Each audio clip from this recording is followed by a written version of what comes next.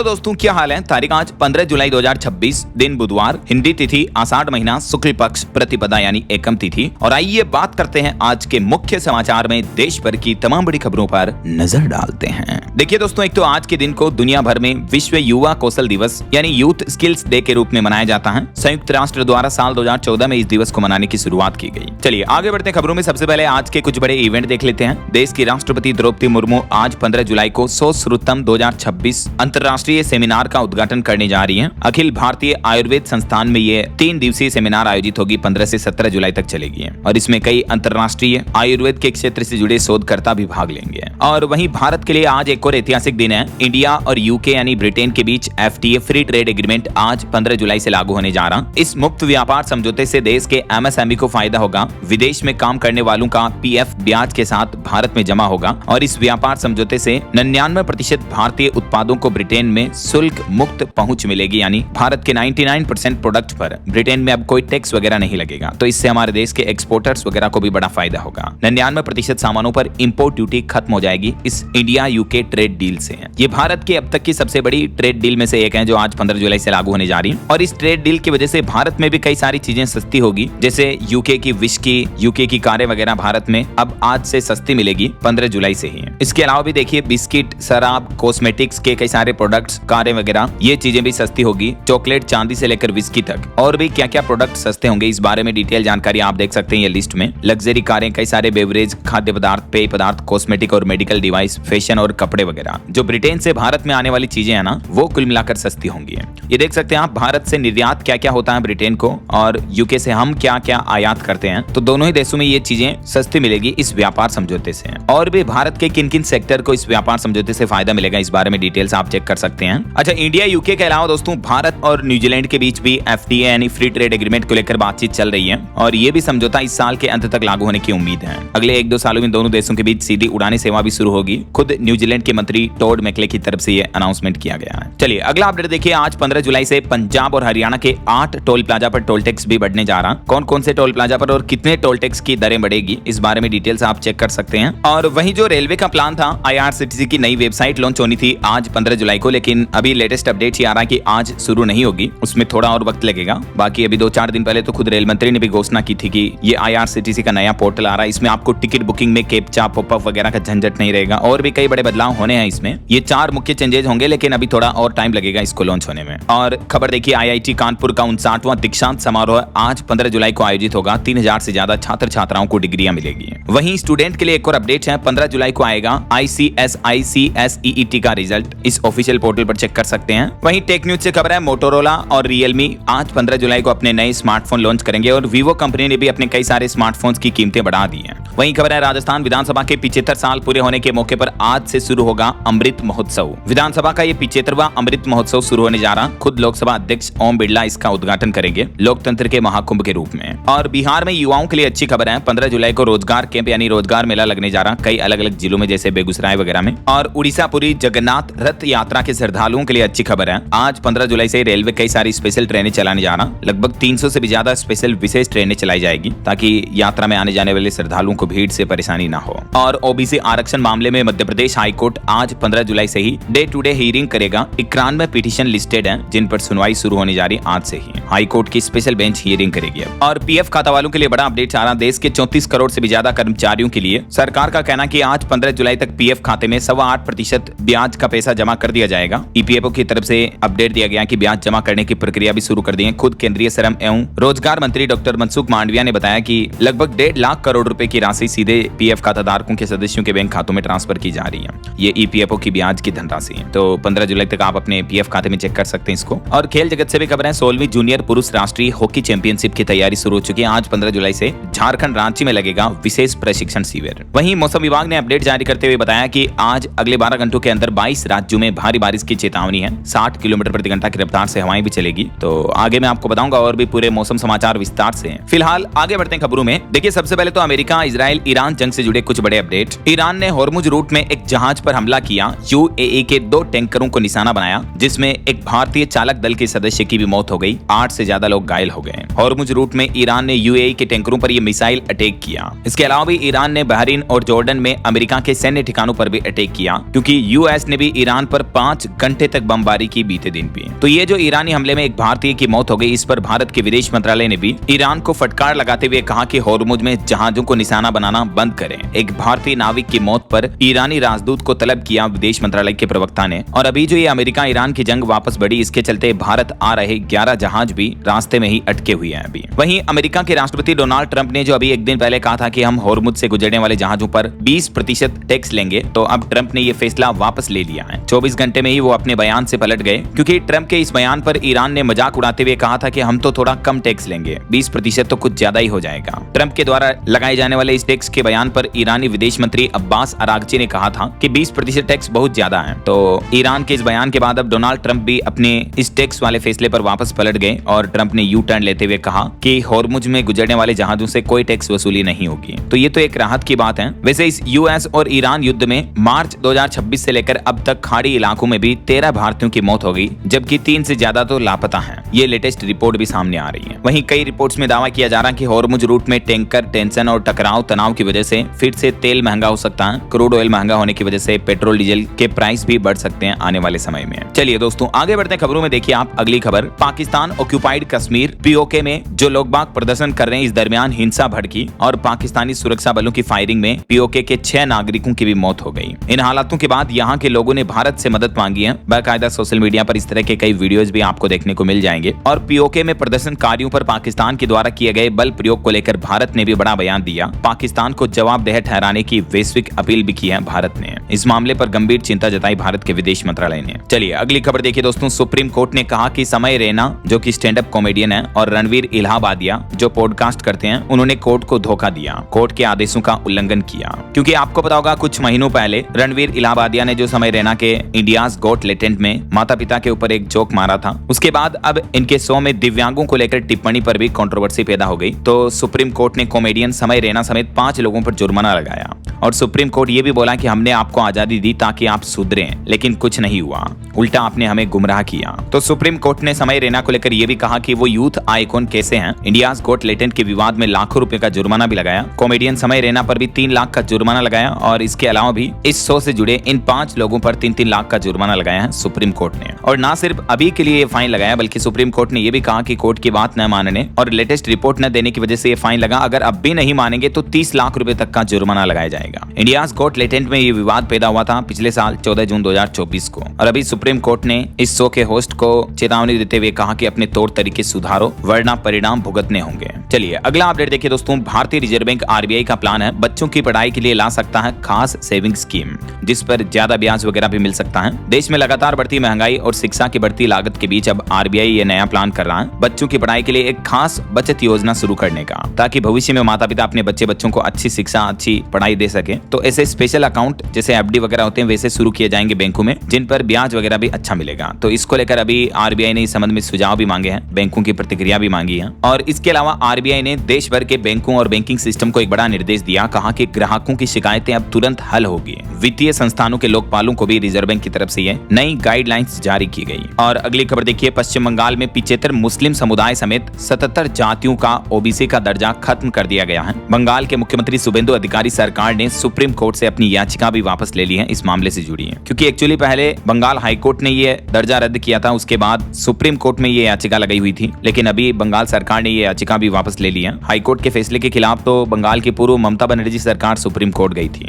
तो अभी बंगाल सरकार द्वारा ये याचिका विड्रॉ करने के बाद अब इन सभी जातियों का ओबीसी का दर्जा कुल मिलाकर खत्म हो चुका है। और इसके अलावा देखिए दोस्तों, केंद्र सरकार से भी पश्चिम बंगाल को बड़ी सौगात मिली। 1 लाख आवास, 2400 किलोमीटर ग्रामीण सड़कों के डेवलपमेंट और 8,500 करोड़ का विशेष राहत पैकेज केंद्र सरकार की तरफ से दिया गया है वीबीजी रामजी बिल योजना के लिए पश्चिम बंगाल को। ना सिर्फ ये बल्कि टोटल ऑल ओवर देखे तो बंगाल को 82,000 करोड़ की सौगात दी है केंद्र की नरेंद्र मोदी सरकार की तरफ से। और पश्चिम बंगाल में 125 दिन रोजगार योजना में मजदूरी भी बढ़ा दी गई है। पीएम आवास योजना के तहत 1 लाख नए घर बनाए जाएंगे, इनको भी केंद्र सरकार की मंजूरी मिल चुकी है। बंगाल में 1 लाख मकान और ग्रामीण सड़कों के लिए भी केंद्र सरकार 1,000 करोड़ अलग से बजट देगा बंगाल को। इसके अलावा अब सरकारी अस्पतालों के मरीजों को भी पश्चिम बंगाल में मिलेगा पौष्टिक भोजन। शुभेंदु अधिकारी सरकार ने दैनिक बजट इसके लिए भी बढ़ा दिया, जो पहले 56 रुपए था उसको बढ़ाकर 110 रुपए कर दिया है। बंगाल के स्वास्थ्य एवं परिवार कल्याण विभाग द्वारा ये आधिकारिक सूचना भी जारी की गई है। मध्याह्न भोजन का खर्च भी 6.5 से बढ़ाकर 10 रुपए कर दिया गया। तो ये केंद्र सरकार की तरफ से पश्चिम बंगाल में विकास और डेवलपमेंट को लेकर कुछ अलग अलग अनाउंसमेंट किए गए हैं। और भी क्या क्या सौगात मिली दिल्ली पश्चिम बंगाल को। इस बारे में डिटेल्स आप चेक कर सकते हैं थोड़ा सा वीडियो को पॉज करके, है ना। चलिए सोना चांदी के भाव पर अपडेट आ रहा। सोने में थोड़ी मामूली गिरावट देखने को मिली 300 रुपए की, और अभी सोने का भाव 1,42,000 रुपए प्रति 10 ग्राम चल रहा है, 24 कैरेट प्योर गोल्ड का रेट। हालांकि चांदी में तेजी देखने को मिली है। देखिए चांदी का भाव 1250 रुपए बढ़कर अभी 2,20,000 रुपए प्रति किलो पहुंच चुका है। कई सारे मार्केट एक्सपर्ट्स का यह अनुमान है कि इसी साल 2026-26 में चांदी 2,80,000 रुपए प्रति किलो तक भी जा सकती है।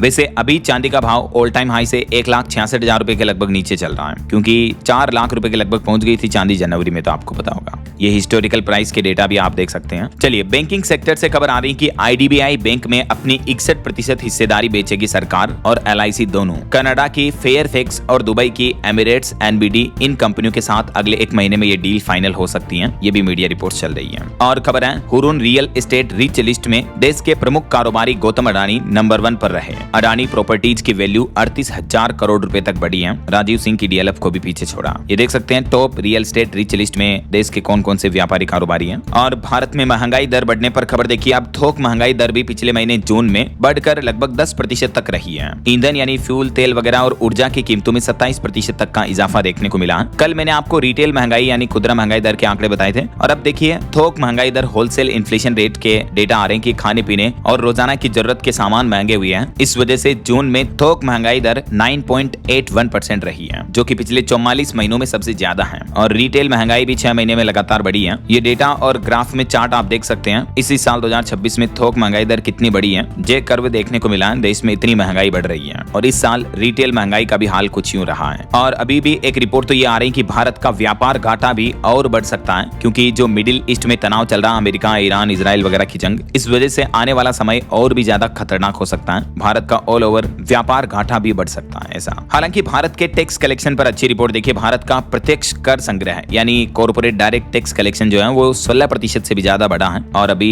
7.25 लाख करोड़ रुपए का नया रिकॉर्ड बनाया है। चालू वित्त वर्ष में ये 13 जुलाई तक का आंकड़ा है, जो वित्त मंत्रालय की तरफ से ऑफिशियली डेटा जारी किया गया है। और सरकार का एक नया प्लान देखिए दोस्तों, अब हमारे देश का हर गांव बनेगा वाटर बजट। पानी की जरूरत और उपलब्धता का अब वैज्ञानिक हिसाब होगा। जी हाँ, भारत सरकार ने ग्राम पंचायतों के लिए जल बजट, वाटर बजट बनाने की एक अनूठी पहल शुरू की है। यह योजना गाँव में पानी की जरूरत और उपलब्धता का वैज्ञानिक आकलन करेगी, जिससे जल संरक्षण और बेहतर प्रबंधन संभव हो पाएगा। पहली चरण में 10 राज्यों की 1000 ग्राम पंचायतों को इसमें शामिल किया गया है। अब ये जो वाटर बजट है, इसका मीन्स क्या है ये, और इसके जरिए सरकार ग्राम पंचायतों में क्या क्या डेवलपमेंट करेगी, सुधार करेगी, इस बारे में डिटेल्स जानकारी भी आप चेक कर सकते हैं। जैसे कई सारे गाँवों में नल की सुविधा नहीं है, पीने के पानी की काफी समस्या है, तो इन सब चीजों का भी आकलन किया जाएगा। खेती वगैरह के लिए कितना पानी की जरूरत है, पशुपालन के लिए कितनी जल की आवश्यकता है, ये सब कुछ वैज्ञानिक डेटा कलेक्ट किया जाएगा ऐसा। ये पहल क्यों जरूरी है, क्योंकि देश में लगातार भूजल स्तर गिर रहा, बारिश कम हो रही, सिंचाई की मांग बढ़ रही है, तो इन सब कारणों को ध्यान में रखते हुए अब सरकार ये नई पहल करने जा रही है। और इस योजना के पहले चरण में 10 राज्यों के 1000 ग्राम पंचायत कौन कौन से स्टेट को शामिल किया गया, यहाँ ये शुरुआत होने जा रही है। और इस प्लान के तहत ग्राम पंचायतें जल बजट की तैयारी कैसे करेगी, इस बारे में भी सरकार ने ये ब्लूप्रिंट जारी किया है। चलिए अगली खबर देखिए। देश में बढ़ती महंगी LPG और सप्लाई की टेंशन के बीच अब एक और नई तैयारी देखने को मिल रही है। सरकार से पहली LPG एफिशिएंसी पॉलिसी बनाने की भी मांग की गई है। पुणे गैस ने केंद्र सरकार से ये पहली बार इस तरह की मांग की है, और कंपनी ने पेट्रोलियम और प्राकृतिक गैस मंत्रालय को इस बारे में प्रस्ताव भी भेजा है, जिसमें कहा गया कि सिर्फ LPG की सप्लाई बढ़ाना ही काफी नहीं है, बल्कि जितनी गैस उपलब्ध है उसका सही और कम बर्बादी के साथ इस्तेमाल होना भी जरूरी है। क्योंकि LPG महंगा होने से आम लोगों के जनजीवन पर काफी असर पड़ता है, न सिर्फ आम लोगों की जिंदगी पर, बल्कि होटल, रेस्टोरेंट, अस्पताल, food processing unit, laundry business, MSME वगैरह पर भी इफेक्ट पड़ता है इसका,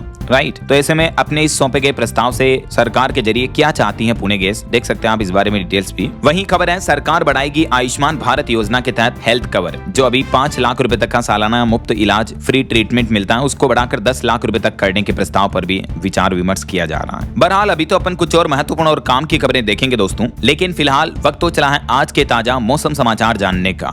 और हाँ, एक छोटी सी रिक्वेस्ट आपसे ये है कि अगर आप DLS न्यूज चैनल से अभी तक भी जुड़े नहीं हो तो जुड़ जाइए, चैनल को सब्सक्राइब करके बेल आइकन जरूर दबा देना, और इस वीडियो पर एक लाइक और शेयर भी कर देना, ताकि आपको रोजाना की ताजा खबरें, महत्वपूर्ण मुख्य समाचार, काम के न्यूज अपडेट सबसे पहले आपके मोबाइल पर मिलते रहेंगे। ओके, और चलिए दोस्तों बिना टाइम वेस्ट किए सीधा आगे बढ़ते हैं मौसम अपडेट में। तो देखिए मानसून को लेकर एक रिपोर्ट सामने आ रही कि पिछले 11 सालों में तीसरी बार इस साल मानसून पर ब्रेक लगा, और कई राज्यों में अल नीनो की वजह से बारिश भी बहुत कम देखने को मिली। जैसे यूपी, उत्तर प्रदेश में अब तक 19% कम बारिश हुई, MP यानी मध्य प्रदेश में भी 3% कम बारिश हुई, राजस्थान, UP, MP कई राज्यों में पिछले 7 दिन से सप्ताह भर से बारिश नहीं हो रही है मानसूनी सीजन में भी, और इस वजह से इन इन राज्यों में जितना टेम्परेचर है उससे भी ज्यादा गर्मी महसूस होने लगी है। हालांकि नॉर्थ ईस्ट के कई राज्यों में बाढ़ जैसे हालात भी चल रहे हैं और अभी भी मौसम विभाग का कहना है कि अगले 6-7 दिन तो उत्तर पश्चिम मध्य और दक्षिण भारत के अधिकांश हिस्सों में बारिश के आसार कम रहेंगे। हालांकि उसके बाद फिर मानसून वापस सक्रिय होगा। इस साल अल नीनो के प्रभाव की वजह से भारत में कम बारिश हो रही है। हमारे देश में जब ला नीनो होता है तब अच्छी बारिश देखने को मिलती है। कुछ अलग अलग राज्यों की मौसमी स्थितियां देखिए आप। बीते दिन राजस्थान में अलवर में तेज बारिश हुई, कई जगहों पर गाड़ियां वगैरह फंस गई, दुकानों में पानी घुसा, एक जगह मुख्यमंत्री का दौरा भी रद्द हो गया। हालांकि मौसम विभाग का कहना है कि अगर सब कुछ ठीक ठाक रहा बादलों की एंट्री मानसून के प्रभाव से, तो 16 जुलाई के बाद से राजस्थान में फिर से बारिश का दौर शुरू हो सकता है। और मध्य प्रदेश में देखिए इस महीने जुलाई में पहली बार 3% से भी कम बारिश देखने को मिली। पिछले 5 दिन से सिर्फ बूंदाबांदी ही हो रही है। ये देख सकते हैं एमपी के कई सारे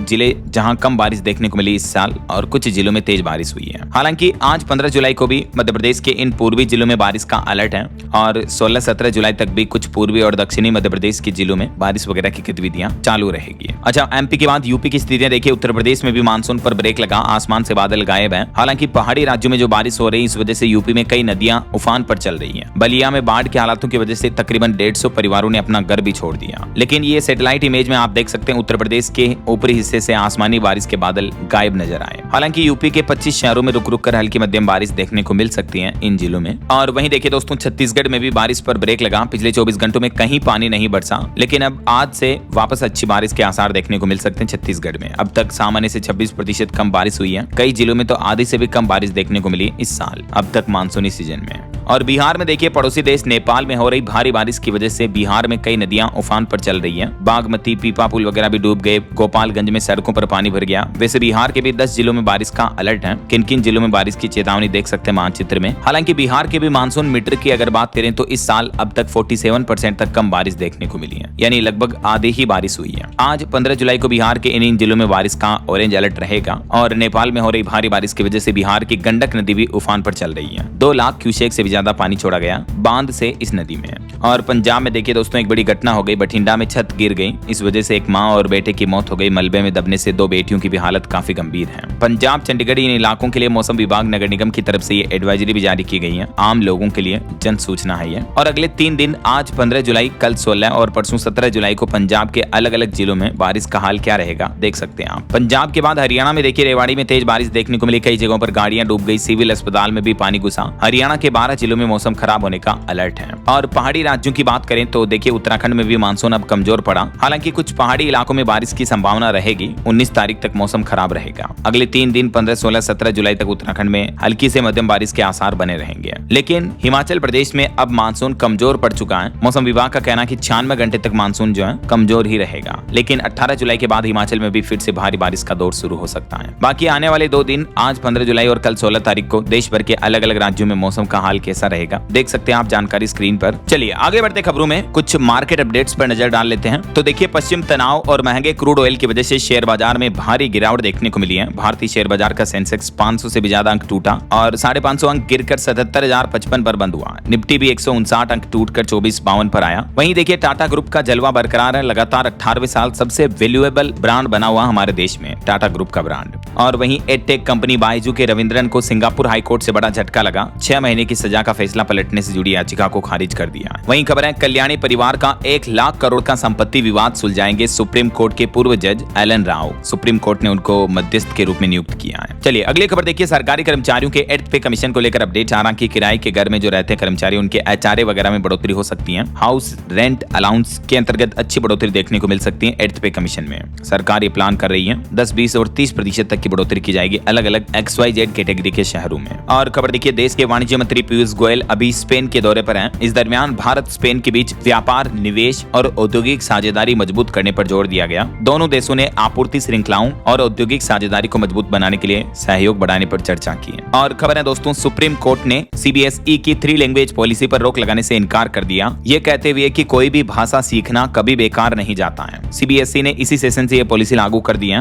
और अभी सुप्रीम कोर्ट के फैसले के साथ ही सीबीएसई ने एक और गाइडलाइन में कहा कि कक्षा 9वीं और 10वीं के लिए थर्ड लैंग्वेज जरूरी होगी। बिना इसे पास किए बच्चों को बोर्ड सर्टिफिकेट यानी मार्कशीट वगैरह भी नहीं मिलेगी। ये नीति कब से लागू होगी? तो सीबीएसई द्वारा जारी ताजा सर्कुलर के मुताबिक असेसमेंट पॉलिसी सत्र 2026-27 के लिए लागू होने जा रही है और 10वीं के स्टूडेंट के लिए 27-28 से। हालांकि इस मामले पर सुनवाई करते हुए इस पर रोक लगाने से तो सुप्रीम कोर्ट ने मना कर दिया, लेकिन इस मुद्दे पर अब सीबीएसई, एनसीईआरटी और केंद्र सरकार तीनों से जवाब भी मांगा है। सुप्रीम कोर्ट ने नोटिस भी भेजा है और अभी इस मामले की अगली सुनवाई 29 जुलाई को होगी। चलिए अगली बड़ी खबर देखिए। 70 से ज्यादा देशों के बाद अब भारत ने भी लगाया पैराक्वाट पर प्रतिबंध। खेती वगैरह में इस्तेमाल नहीं होगा। ये एक तरह का केमिकल रसायन है जो खरपतवार नाशी छिड़काव के रूप में काम में लिया जाता है, लेकिन इससे किसानों को नुकसान होता है। दुनिया के कई देशों में ये बैन है। अब हमारे देश भारत में भी इस पर प्रतिबंध लगा दिया है। और खबर देखिए, मध्य प्रदेश धार के भोजशाला मामले की रोजाना सुनवाई करने और विवाद सुलझाने के लिए तैयार है सुप्रीम कोर्ट। सुप्रीम कोर्ट ने हिंदू मुस्लिम दोनों पक्षों को कहा कि इस मामले पर धैर्य रखें और अभी सुप्रीम कोर्ट द्वारा जारी निर्देश के मुताबिक धार भोजशाला परिसर के पास हर शुक्रवार को नमाज होगी। सुप्रीम कोर्ट ने अपने निर्देश में कहा प्रशासन को कि मुस्लिम पक्ष को अलग जगह दे यहाँ नमाज के लिए और एएसआई अभी तक परिसर से कोई छेड़छाड़ ना करें ऐसा। वहीं राम मंदिर में भी चंदा चोरी के बाद अब कुछ नए नियम, नई व्यवस्थाएं लागू होने जा रही हैं। राम मंदिर ट्रस्ट के खातों पर अब रोजाना निगरानी रहेगी। दैनिक ऑडिट की व्यवस्था लागू होगी। हर दिन आय व्यय का मिलान किया जाएगा और अभी डॉक्टर कृष्ण मोहन की देखरेख में चंदन राय और जगदीश आफले ने कमान संभाली है। और राम मंदिर ट्रस्ट के कोषाध्यक्ष बोले कि चढ़ावे से तकरीबन 3 करोड़ रुपए चोरी हुई है। लवकुश का मकान सील होगा। 2 आरोपियों को पुलिस ने रिमांड पर भी लिया इस मामले में। और बीते दिन देखिए हिमाचल प्रदेश में भी राम मंदिर चढ़ावा चोरी मामले को लेकर लोगों का विरोध प्रदर्शन देखने को मिला। चंदा चोर बर्बाद होकर लोगों ने नारे भी लगाए। हिमाचल के सभी जिलों में ये विरोध प्रदर्शन किया गया। राम मंदिर के बाद आपको पता होगा देश के कई और मंदिरों में भी इस तरह के चढ़ावा चोरी के मामले देखने को मिले हैं। अब गुजरात के देखिए अंबाजी मंदिर में भी दान की चोरी का ये सीसीटीवी वीडियो सामने आ रहा है। 2 महीने पुराना वीडियो अब वायरल हो रहा है, जहां 3 कर्मचारियों की मिलीभगत से ये चोरी हुई थी। गुजरात का ये काफी प्रसिद्ध मंदिर है, शक्तिपीठ अंबाजी मंदिर। यहाँ भी खजाने से चोरी हुई है। देखिए आप किस तरह से मंदिरों को लूटा जा रहा। हाल ही में उत्तराखंड के बद्रीनाथ, 4 धाम मंदिरों में भी इस तरह के मामले सामने आए हैं, आरोप लग रहे हैं ना। और अमरनाथ यात्रा पर खबर देखिए, इस साल 2026 ने सारे रिकॉर्ड तोड़ दिए। महज 12 दिन में ही 3 लाख से भी ज्यादा श्रद्धालुओं ने दर्शन किए। वहीं श्री अमरनाथ जी यात्रा के लिए रेल वन मोबाइल ऐप का भी इस्तेमाल कर सकते हैं श्रद्धालु। सरकार द्वारा ये गाइडलाइंस जारी की गई है। इस दरमियान यात्रा के दौरान आप ऐप से ही टिकट बुक कर सकते हैं, तो आपका समय भी बचेगा। चलिए अगली खबर देखिए। बहुचर्चित राजा रघुवंशी हत्याकांड मामले पर अब सोनम की जमानत पर सुप्रीम कोर्ट में 21 जुलाई को अहम सुनवाई होगी। गिरफ्तारी मेमो की त्रुटि पर फैसला आएगा। और जो हाल ही में महाराष्ट्र पुणे में सिया और केतन का मामला देखने को मिला, उस पर अब केतन की मां ने इंसाफ मांगते हुए पीएम मोदी को चिट्ठी लिखी है, जिसमें लिखा कि मोदी जी मैं मां हूं, इंसाफ चाहिए। वो बोली कि रोज बेटे से कहती हूं तेरे लिए लड़ रही हूं।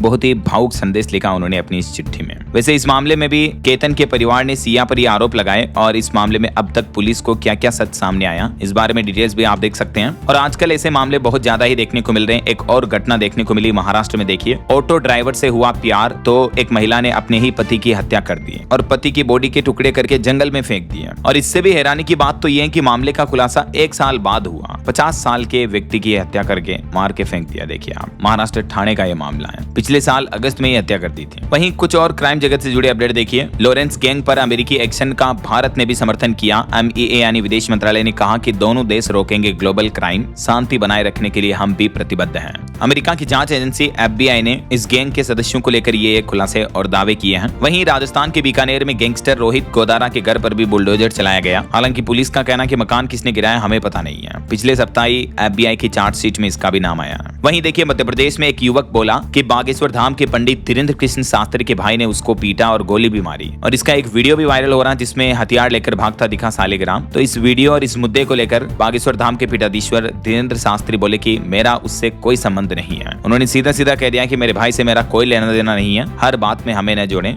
अपने भाई को लेकर जो ये मीडिया में आरोप लग रहे हैं उन पर ये क्लियरिफिकेशन जारी किया। और खबर है बंगाल की खाड़ी में 9 मछुआरों के शव मिले। बॉडी सड़ जाने से पहचान करना भी मुश्किल हुआ। 8 दिन पहले जो बोट पलटी थी उस मामले में शव मिले, 6 अभी भी लापता बताए जा रहे हैं। चलिए आगे बढ़ते खबरों में देखिए आप अगली खबर। गेमिंग इंडस्ट्री को लेकर एक रिपोर्ट सामने आ रही है कि हमारे देश में 60 करोड़ गेमर हैं और आजकल के युवा कैजुअल फ्री गेम्स छोड़कर शूटर, स्ट्रेटेजी जैसे गेम्स की तरफ भारतीयों का रुझान ज्यादा दिख रहा है। सालाना 14.5% की रफ्तार से गेमिंग इंडस्ट्री का कारोबार बाजार बढ़ रहा है। और पॉलिटिक्स से बड़ी खबर देखिए। सोनम वांगचुक पिछले 17 दिन से भूख हड़ताल अनशन पर बैठे हुए हैं। उनका 8.5 किलो वजन घटा। कॉकरोच जनता पार्टी के सपोर्ट में और शिक्षा मंत्री के इस्तीफे की मांग को लेकर ये जो प्रदर्शन कर रहे हैं, तो इस पर सीजेपी का कहना कि सरकार बेपरवाह है। अब महाराष्ट्र से उद्धव महुआ और अखिलेश ने भी भूख हड़ताल खत्म करने की अपील की है उनसे। वहीं भारत के डिफेंस सेक्टर पर रिपोर्ट आ रही दोस्तों की पिछले साल ऑपरेशन सिंदूर के बाद 10 लाख करोड़ की डिफेंस डील हुई है। पिछले 14 महीनों में हथियारों की खरीद का पैटर्न बदला। अब लंबी जंग की तैयारी कर रहा भारत। 2025-26 के बीच ये 6 बड़ी डिफेंस डील हुई है हमारे देश में। इंडियन आर्मी सेना की ताकत बढ़ी है इससे। वहीं खबर है हाफिज सईद के खिलाफ जम्मू कोर्ट से गैर जमानती वारंट जारी हुआ। एनआईए ने चार्जशीट में कहा था कि हाफिज ने पहलगाम हमले की साजिश रची, जंग छेड़ी। और खबर है ऑस्ट्रेलिया में पीएम मोदी के कार्यक्रम पर अब विवाद पैदा हो रहा। आयोजकों ने कहा कि पैसे देकर लोगों को नहीं बुलाया, क्योंकि कांग्रेस ने आरोप लगाए थे कि पीएम के स्वागत में भाड़े के लोग आए, पैसे देकर भीड़ को बुलाया गया ऐसा। चलिए अगली खबर देखिए। दिल्ली हाई कोर्ट में भूल जाने के अधिकार के फैसले को इंडिया कानून की चुनौती मिली। 21 जुलाई को इस मामले की अगली सुनवाई होगी। यह फैसला सूचना के अधिकार और ओपन न्याय व्यवस्था के खिलाफ है। भूल जाने का अधिकार, जैसे सूचना का अधिकार होता ना वैसे ही। वहीं खबर है देश की पहली एआई यूनिवर्सिटी कर्नाटक राज्य में बनने जा रही है और यही एआई हब बनाया जाएगा और इससे एआई रिसर्च और स्टार्टअप्स को बढ़ावा मिलेगा। कर्नाटक के मुख्यमंत्री शिव कुमार की तरफ से यह घोषणा की गई है। वहीं खबर देखिए राहुल गांधी ने पंजाब प्रभारी को दिल्ली तलब किया। बघेल के दावे का तोड़ निकालने में जुटे हैं चन्नी। जालंधर में यूथ कांग्रेस की मीटिंग भी बुलाई गई। पंजाब की राजनीति में भी ये गड़बड़ी देखने को मिल रही है अभी। और भारतीय वैज्ञानिकों का कमाल देखिए, आईआईटी कानपुर को बड़ी सफलता मिली। 85% एथेनॉल पर अब गाड़ियां चल पाएगी, दौड़ पाएगी। नई इंजन की तकनीक विकसित की है आईआईटी कानपुर के इंजन रिसर्च लैब के वैज्ञानिकों ने, जिससे आने वाले समय में भविष्य में 85% इथेनॉल और 15% पेट्रोल मिश्रण पर भी गाड़ियां चल पाएगी ऐसा। और एक चौंकाने वाली रिपोर्ट आ रही कि अमीर और गरीब देशों में अलग अलग हैं डिमेंशिया के कारण। 2 लाख लोगों पर हुई स्टडी ने सेहत से जुड़े ये राज खोले हैं। ये खुलासा the Lancet healthy longevity journal में प्रकाशित हुआ है, जिसमें पता चला कि डिमेंशिया के आम रिस्क फैक्टर अमीर और गरीब देशों में एक जैसे नहीं होते हैं, बल्कि इनमें काफी अलग अलग अंतर पाया गया। डिमेंशिया के वो कारण जिन्हें हम नियंत्रित कर सकते हैं, जैसे शिक्षा की कमी और मोटापा वगैरह, तो ये गरीब देशों में ज्यादा देखने को मिलता है। रिसर्च में गहराई से जांचा गया कि ये खतरे कितने आम हैं और उम्र, लिंग व शिक्षा के स्तर के हिसाब से भी इसमें अंतर आता है। तो जो वेल एजुकेटेड कंट्रीज होती हैं उनमें लोग बाग हेल्थ को लेकर ज्यादा अवेयर होते हैं ऐसा। वहीं खबर देखिए रेलवे कर्मचारियों के लिए बड़ा अपडेट आ रहा। 15 जुलाई से ड्यूटी पास केवल HRMS और रेल वन मोबाइल ऐप के जरिए ही मिलेगा। आज से ही रेलवे कर्मचारियों और अधिकारियों के लिए नया नियम लागू हो चुका है। और इसके अलावा रेलवे का एक और अपडेट है कि अब कंपनियां खुद ही अपने हिसाब से वेगन का डिजाइन तय कर पाएंगी। श्रमिकों को लेकर भी रेलवे की तरफ से नई गाइडलाइंस जारी की गई है। देख सकते हैं आप 52 सप्ताह 52 सुधार कार्यक्रम के तहत रेलवे का ये प्लान है। चलिए अगली खबर देखिए। जलवायु परिवर्तन पर एक चिंताजनक रिपोर्ट आ रही है कि पिछले 2 दशकों में कश्मीर के पर्वतीय इलाकों का तापमान 1 डिग्री तक बढ़ा है और ग्लेशियर पिघलने से समुद्री जल स्तर का खतरा भी बढ़ता जा रहा। आईआईटी खड़गपुर के शोधकर्ताओं ने खुलासा किया है। और केरलम राज्य में देखिए डॉक्टरों की हालत कितनी खराब है। कई डॉक्टरों की सैलरी केवल 20-20 हजार रुपए तक है। ये सैलरी उतनी ही है जितनी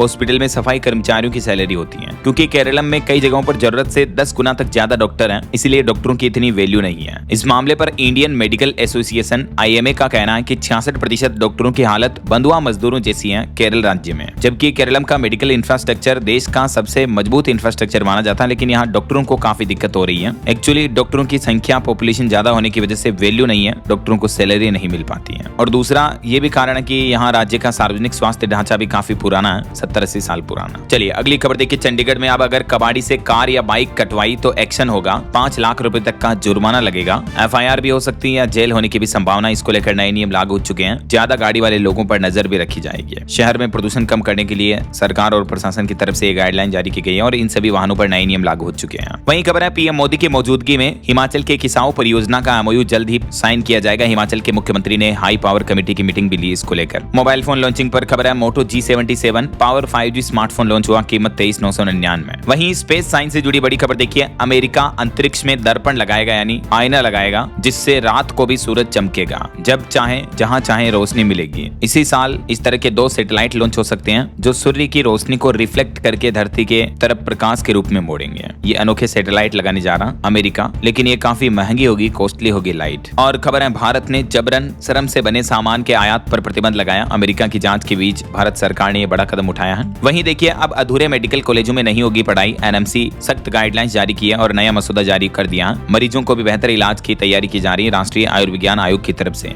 ये नए नियमों का प्रस्ताव जारी किया गया।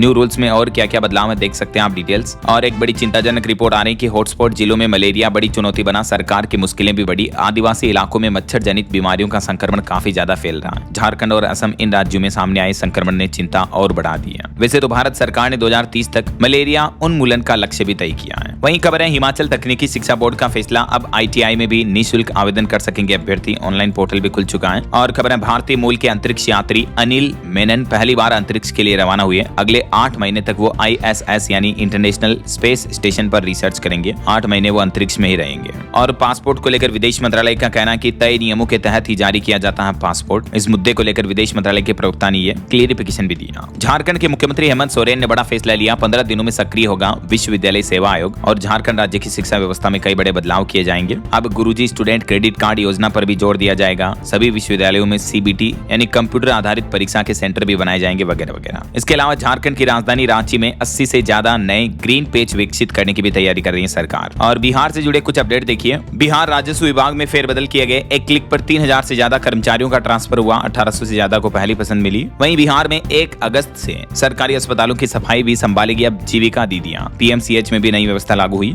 और बिहार में PM सूर्यघर योजना को लेकर भी मुख्यमंत्री सम्राट चौधरी ने सख्त आदेश देते हुए कहा कि बैंक गारंटी न देने वाली कंपनियों पर कार्रवाई की जाएगी।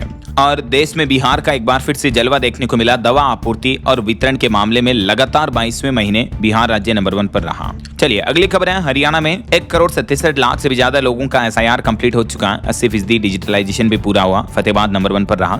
वहीं पंजाब में नया निवेश बढ़ाएंगे, रोजगार लाएंगे। मुख्यमंत्री भगवंत मान ने भारत टेक्स 2026 में कपड़ा उद्योग के लिए भी अपना प्लान बताया। और झारखंड में होम स्टे चलाएगी अब ग्रामीण महिलाएं। सरकार देगी प्रति कमरा 2.5 लाख रुपए तक की सब्सिडी भी। वहीं खबर है हरियाणा में जिंद, गोहाना और सोनीपत को बड़ी सौगात मिलेगी। PM मोदी 17 जुलाई को दिखाएंगे देश की पहली हाइड्रोजन ट्रेन को हरी झंडी।